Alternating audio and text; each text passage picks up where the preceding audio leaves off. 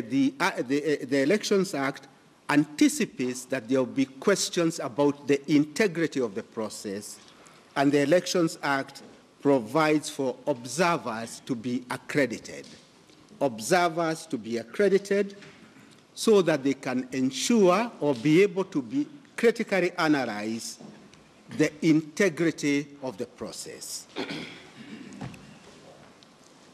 Many observers were accredited. My lords, in the affidavit of Davis Shield, we have produced many observers' reports. These reports, my lords, have statutory underpinning. They are required by Section 42 of the Elections Act, and the report must be provided or submitted to IEBC pursuant to Regulation 94, Sub-Regulation 6. So these reports are not without a basis. They have a basis in law, and they are a requirement because it is the first assessment of the electoral contest. And as I keep on referring to this, my lord, it is an electoral contest. My lords, in this affidavit by Davis Shield, we have attached various reports. At handwritten page 4 is the first report by ELOG, Elections Observation Group. On the first page, they say, and there is no dispute, they had 8,300 observers in all the 47 counties in Kenya. They had 8,300 observers. I go to handwritten page 6. On the election day process, I read, ELOG observers were properly permitted to observe in 98.4 of the polling stations.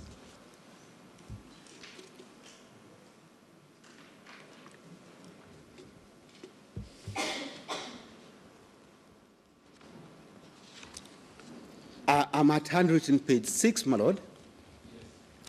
ELOG observers were properly permitted to observe in 98.4 of the polling stations. No, handwritten page 6. The annexures.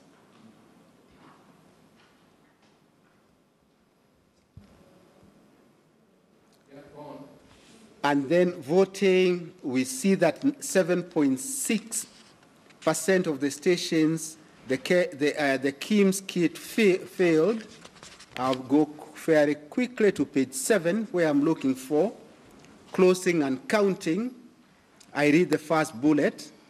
An ODM, Wiper, ANC, or Ford Kenya Party agent representing the NASA coalition were present, and this is important, my lords, were present in 84% of all the polling stations.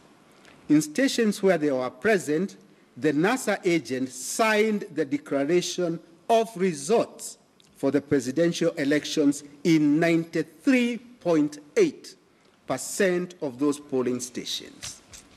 In 93.8% of the polling stations, NASA agents signed the declaration for the presidential elections. My lords, this next bullet, for the closing and counting process, a Jubilee Party agent was present in 92.3% of all the polling stations. In stations where they were present, the Jubilee agents signed the declaration of results for the presidential elections in 95.8% of those polling stations. So, my lords, without even going any further, you see that the two candidates had agents throughout the country, and those agents signed the presidential declaration forms. My lords, we go to the next page. ELOG, with so many observers, had a projection on how those candidates had fared. I'm on page. Before the results were announced, before results are announced, was that Uhuru Kenyatta will get 54% of the votes. When the results were declared, he had 54.3%. One can see the near accuracy of their projection. Odinga, Raila, they say they projected 44.9%, he got 44.7%. Again, very near to the eventual outcome. Why do I say this, my lords? It's because in an electoral contest, the participants to that contest are able to fairly well determine, number one, issues of integrity, and number two, who is likely to be the winner. My lords, in this observer's report that was submitted in compliance with our domestic law, there is one recurring theme.